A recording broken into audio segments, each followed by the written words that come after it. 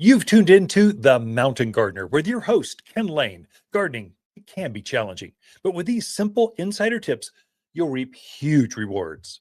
Now, let's tune into today's Mountain Gardener with Ken and Lisa. So, there's a few spring tasks. You should feel the pressure. You should be out there in the garden getting ready for the season or taking care of those plants that have wintered over all winter and getting them ready to grow. In fact, if you go out there, you'll be finding they're already starting to grow. The sap is definitely running in plants right now. And so they're wanting to wake up. It won't take much. And so by the end of this month, it'll be full on spring. My daffodils, they'll be in bloom by this weekend. I mean, they're just going. And so a couple things you really want to focus on, the top 10 things you want to go with. You got to finish pruning. You should feel the pressure. All pruning should be completely done in the next 2 to 3 weeks. And just everything from fruit trees to perennials to grasses, they should all be finished. And so you should feel that angst. You feel the anxiety. Oh, I really need to get out there and prune those roses so they bloom better this spring. I really should cut back those old mums that are just sitting there with all that brown on top. We need to get that pruned back. And so just take a lawnmower over, weed whacker, whack back those wildflowers. When you cut that back, those spent flowers, you'll find out there's already new growth. The poppies are already up. The echinaceas, they're already up. Their things are already starting. They're not blooming, but they're actively growing. There's green underneath there. So once you cut that back, it'll allow more sun to get there. They'll grow even better.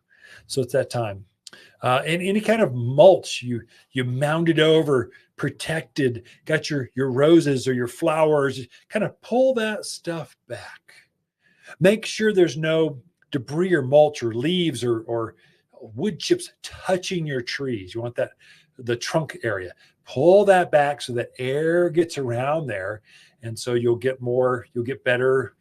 Everything starts growing now, including bugs and including disease things like there's a bacteria that eats the crown or the bark area where it touches the actual bark, where it touches the roots. Well, you just kind of open that up and it breathes, makes it all better. Your evergreens, trim back those evergreens. So my rainbow ascot euphorbias. This is a beautiful perennial, gets about knee high. It took it in the chin with that last snow. Oh, they got laying over. My the other one, gopher plant. It's a famous evergreen euphorbia. It's a native-y thing here. The rumor is gophers won't eat it. Actually, the rumor is you put one in the yard, it keeps gophers away. That's not the way it works. The gophers won't eat that one plant, but they don't seem to repel things. But if they look a little off, they've been damaged, now's the time. Trim, clean, get things going. Prune back those roses. Cut them back so you've got 3 to 5 stems about knee high that are all vibrant green. They will take off with new growth. Get done pruning those apple trees, the peaches. Trim those things back so the air flows in the middle. The number 2 things you can do that make the most difference in any garden in March is fertilize everything in the yard. Every single thing needs food. And I'm not talking about that cheesy stuff in a box, Miracle-Gro. I'm talking about real deep steak and potato kind of plant foods. So we make an organic here. It's called 744 all-purpose plant food. Something I put together years ago for my own gardens. I just figured out how to package it for your gardens. It's pelletized, spreads easily. It smells kind of earthy because it is earthy. Man, does that work. It just brings out the color, has green, deep, rich greens on your maple trees. It'll get you more growth on those aspens. It'll make your pine trees, your pinyon pine, just look tropical. Fertilize everything in the yard. Perennials, grass, evergreens, shade trees, fruit trees. Everything in the yard needs food in March. It's important. That's what's going to encourage them to grow. And then second, make sure, for the love of gardening, the worst possible chore of any garden is weeding. I hate weeding. Oh, it's laborious. We were kicked out of the Garden of Eden and we were assigned to weed. That's just wrong in so many ways. Weed and grass stopper There's a granular. While you got that hand spreader fertilizing all the plants out there, put weed and grass stopper over that rock lawn, around your flower beds, or underneath your trees. It will keep the weeds. It'll knock out 95 or more percent of all weeding needs. Just get it. Those two things will make your life easier. That's why you tuned in. Those two bits of advice right there will pay for the show, which is free, by the way, but glad you tuned in. But those are two things I make sure I do not miss: fertilizing, and then making sure I put the weed and grass stopper down.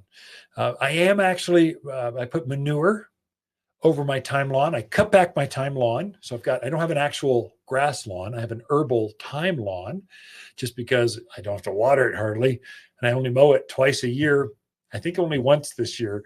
So it's super easy to care for, but it's green. But it seems to respond well with a thin layer of manure after I'm done. So I'm real generous with manure. This is your month to get a bag of deodorized manure. It's not poop in a bag. It is poop in a bag, but it doesn't react like that. It just kind of, we've got a better manure that doesn't feel gooey, gross, sticky, and disgusting. You can spread it and not feel like you had to go bathe afterwards. So get a few bags of that and spread it over your flower beds. Put it through get your vegetable beds ready. Then put some food with it. Put it over your lawns. It will be magical what happens. And so that's another thing with lawns. If you're into lawns, I know we don't have a lot of lawns out there, but there are some. Surprisingly, there's more pools and lawns than you think. There's more greenhouses in backyards than you would think. I get to talk to all of y'all. It's kind of fun. For lawns, there's two things I do with my lawn. So one, I fertilize it in March right now with all-purpose plant food. That 744, the main ingredient is bird guano. Man, grass loves bird poop. Oh my gosh, spread that on there and it will be green within 2 weeks. Whew, you better make sure the mower is ready. It will green it up like now. And then every other month, I'm switching off 2 products back and forth each month. So I start the season with the 744 all-purpose plant food. The next month I put on humic, Humick, humic acid. It's granular as well. It's spread like a fertilizer, but what it does, it feeds the soil. So the bacteria in the soil, the things that eat the matted area underneath the grass, that dead matted area, it takes out that, creates a deeper root on your grass, gets rid of the matting area. And so you never have to aerate this thing again. You won't have to dethatch it again because you're feeding it with regular food. The grass you're feeding with the all-purpose. You're feeding the bacteria that eats the thatch. And every month you switch that off. So first month, start in March with the all-purpose, then switch it off. And by the time you get to October, basically, it's when you kind of shut down things. Maybe it's November. And pretty much you'll have a grass lawn that doesn't have weeds, doesn't need to be thatched, doesn't need to be aerated. And weeds, they are not going to compete. The grass is going to be so healthy. There's no weed that could even get in there. It's a game changer. Right? That just really makes a difference. So that's a bit of advice I can give you that'll save you a couple. Never have to thatch again. Thatching's a pain.